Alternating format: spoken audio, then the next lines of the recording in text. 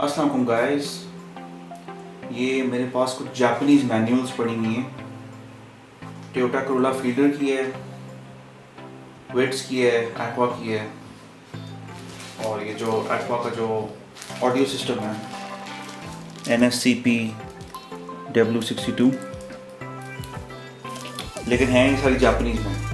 इनको मैं आहिस्ता आहिस्ता ट्रांसलेट करूँगा, इनके जो इम्पोर्टेंट पोर्शंस हैं, और वो मैं यहाँ पे YouTube चैनल पे लगाऊंगा कि आपकी गाड़ी में अपने ऑयल कौन से यूज़ करना है, स्पार्क प्लग्स कौन से यूज़ करने हैं इन्हीं गाड़ियों पे।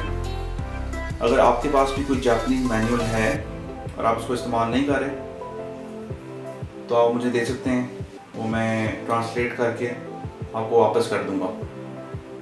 और आप मेरे से कम्युनिकेट इस तरह कर सकते हैं कि आप अपना नीचे नंबर छोड़ दें कमेंट्स में, मैं आपको कॉल कर लूँगा या मैं आपको व्हाट्सएप कर लूँगा। ओके गाइस, अल्लाह हाफ़िज़।